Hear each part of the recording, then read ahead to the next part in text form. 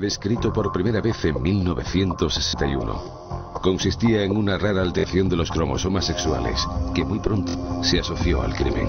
Lo que se ha llamado estos cromosomas, estas alteraciones de la criminalidad, estos varones nacen con un cromosoma Y de más. Nacen con cromosoma X y una pareja de cromosomas Y por un problema en el proceso de fecundación de óvulos espermatozoides, por el cual no se divide bien ese cromosoma Y, de tal forma que se heredan dos cromosomas Y. Los portadores del XY demostraban generalmente una conducta agresiva y antisocial, y compartían además una serie de características comunes. En talla alta, eso sí que es el único que todo el mundo está de acuerdo. Tiene una cierta tendencia a tener unos niveles hormonales de testosterona y por tanto acné y situaciones de este tipo un poco más elevadas. Y sí que es verdad que si tú coges una población reclusa o de personas violentas, encuentras un mayor porcentaje de personas con estas alteraciones genéticas que lo que ocurre en la población en general. Varias investigaciones posteriores confirmaron que un porcentaje considerable de los hombres confinados en prisión por delitos violentos padecían el síndrome. El último estudio que se ha realizado sobre el cromosoma XY, que es publicado apenas hace unos meses, es un estudio que se hizo en la Universidad de Hamburgo, en el Centro de Investigación Sexual y Neuropsiquiatría Forense. El profesor Bricken, que es el autor del estudio, llega a la conclusión de que efectivamente entre los agresores sexuales la anomalía cromosómica XY es más frecuente entre los que ellos analizaron en una muestra de población reclusa. El cromosoma de la criminalidad se hizo tristemente célebre después de que un portador, Richard Speck, asesinara a 8 enfermeras en Chicago en una sola noche. En nuestro país también comprobaríamos lo que sucede cuando un XY opta por el camino del crimen. En España se empieza a hablar del cromosoma XY a raíz de quizás el caso más famoso de asesino en serie que hayamos tenido en nuestro país. Manuel Delgado Villegas, más conocido como el Arropiero, fue el asesino en serie más famoso de la historia criminal española, y durante el proceso judicial, cuando se hicieron análisis genéticos a raíz de las publicaciones previas de Jacobs en Nature, se ve que este hombre es portador de esta anomalía genética. La alteración cromosómica potenciaba su sed de sangre hasta límites insospechados. Le gustaba la muerte y no sentía remordimiento alguno. Era curioso en ese narcisismo especial de ver cómo el Arropiero le decía al asesino de ancianas de Santander: tú eres un pobre desgraciado, que solo matas viejas. Aprende de mí que mato viejos, jóvenes, niños, niñas. Incluso presumía de una sexualidad grandísima porque tenía relaciones incluso con los muertos, con los cadáveres. Parece probado que la esencia de la doble Y, por sí sola, no significa que el portador vaya a delinquir, aunque sí predispone a la violencia. Que puede haber una cierta tendencia, pero sí, pero tiene que haber otros factores para que esa persona pueda llegar a ser un criminal. Tal vez la trisomía XY no sea decisiva, pero la herencia criminal existe. Y cuando los factores sociales la favorecen, la maquinaria puede ponerse en marcha, causando dolor, destrucción y muerte.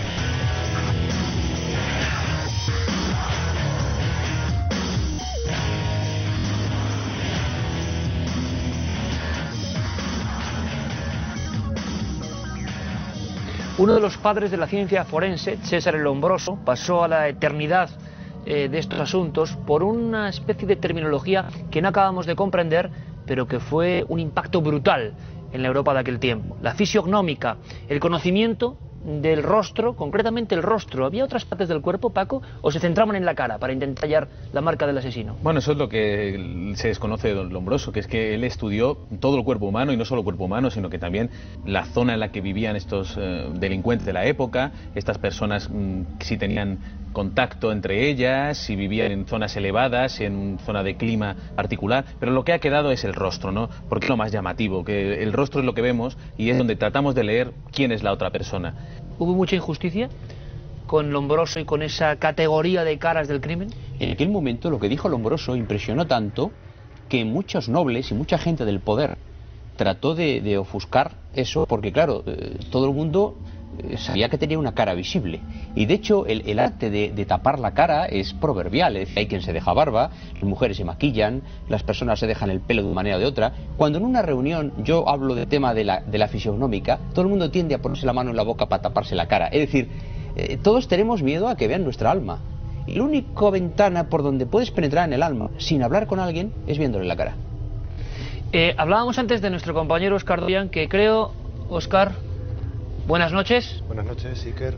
Vamos a ver qué se esconde detrás de ese velo negro.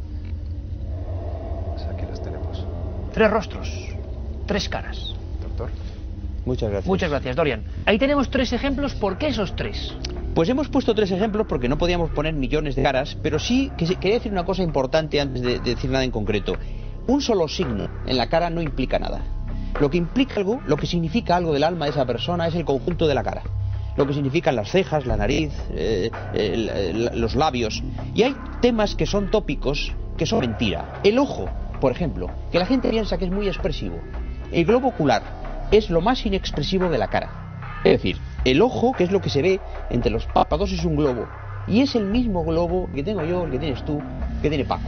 Lo que es expresivo es el juego de los párpados. En este caso, unos están abiertos, otros están cerrados. El juego de los párpados sí es expresivo. Si una persona se asombra de las cosas, tenderá a abrir los ojos para ver. Y eso con el paso del tiempo hace que esos párpados estén abiertos. Si una persona piensa, está obligada a pensar por su profesión, al final tendrá muchos pliegues de fruncir la frente. En estas 3 caras tenemos, por ejemplo, en la parte de abajo, que son los labios, hemos puesto un ejemplo del labio superior mayor que el inferior. Personas místicas y con tendencia a lo ideal tienen el labio superior más grande que el inferior. Curioso. Sí. Personas que tienen el labio inferior más grande que el superior son personas más realistas, más pragmáticas. Aquí tenemos un ejemplo claro, que es Paco. Ajá. Es decir, es pragmático, realista, lo que no implica que a él no le guste leer una poesía o escuchar música. Ambos dos, tanto tú como yo, tenemos más parecidos los labios en cuanto al tamaño. Aparentemente significaría equilibrio entre el ideal y lo realista. Esos son los labios. La nariz aguileña, o la nariz roma, o la nariz intermedia. Antaño se decía que cuanto más aguileña era la nariz, más agudo, a semejanza de los pájaros, era la persona. Tampoco eso es al 100%. Pero sí es cierto que grandes observadores, experimentados científicos, es muy difícil encontrar narices romas, como por ejemplo la mía. En cambio, encontrar gente interesada, ahí está la tuya. La mía está claro, es del libro. Es del libro. Pero la nariz en sí misma implica poco porque la nariz no la podemos modificar con el paso del tiempo. Y sin embargo, las cejas y el entrecejo, eso sí. Van variando. Van variando. Y esto es apasionante, doctor. Esto es apasionante. Van variando, o sea, uno va también modificando su propia cara. Y te voy a hacer una pregunta que la tengo, que surge. Sí. Hay muchas personas que aseguran, o es una creencia popular, que también el sufrimiento, el optimismo, la negatividad, la depresión, se reflejan en el rostro. Sí, señor. Es más, por ejemplo, el tener 2 pliegues a ambos lados de la nariz que salen de la raíz de las cejas, eso es tenacidad. Si esa tenacidad se convierte en obsesión, en vez de haber 2 pliegues hay uno central. Eso es típico. Si la persona es un depresivo, los párpados tienden a inclinarse por la parte externa y se convierten como los ojos tristes, así inclinados hacia afuera. Los ojos tristes. Y ese es un signo. El pliegue de Veraguz es el signo de los depresivos. Y al contrario, la persona risueña, que está siempre contenta, tiende a tener al revés los párpados más elevados. Es algo súper interesante. Con lo cual, doctor, extraigo, claro, con tu amplísimo conocimiento de la ciencia forense y la psiquiatría, cuando uno ve una cara, luego se puede equivocar o ir hablando, pero uno tiene un retrato, vamos, eso de espejo del alma, claro, perfecto, de quizás las dolencias, preocupaciones o la forma que tiene ese hombre de pensar o esa mujer. Es más, mi padre, que es psiquiatra jubilado y que tiene ahora 84 años y que ya tiene un comienzo de Alzheimer, estuvo 45 años de psiquiatra. Y yo, cuando era niño, le llevaba una foto de un compañero de clase y con la foto me decía cosas que era imposible saber si no habías convivido con ese muchacho de clase. Esto es una evidencia científica. Es decir, 45 años viendo caras todos los días implican al final saber algo de esa persona sin necesidad de hablar con ella. Vamos a aprovechar que tenemos la sabiduría del doctor Cabrera y la documentación de Paco Pérez Caballero. Sí me gustaría que mostráramos a cámara, Paco, una imagen de una dama, la vampira de Barcelona, Enriqueta Martí Ripollés, de la cual hemos hablado. Muy curiosa. Una vestida dama con galas importantes ahí. Sabemos que de noche ella se vestía de mendigo es decir, tenía un comportamiento doble, tenía una vida por el día era una señorona y por la noche era una mendigo. Y, bueno, tiene acusada de por lo menos 9 muertes y de comerciar con la sangre de los niños que mataba. Pero claro, uno se cruza con esa mujer y yo no soy un especialista en qué vería ahí.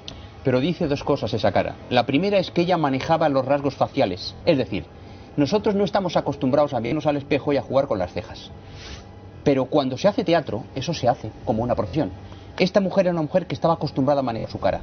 Y esta cara que vemos en ella es una cara construida por ella. Es decir, ¿veis? Como veis los ojos con cierta tendencia a la depresión. Totalmente. La parte de abajo. Una expresión como triste. Exacto. El labio de arriba y el de abajo. Los labios son similares de tamaño pero finos. Tienden a ser finos, que es señal de crueldad. Y la mirada es desafiante, la mirada es directa. Es cierto que está haciendo una mirada al fotógrafo.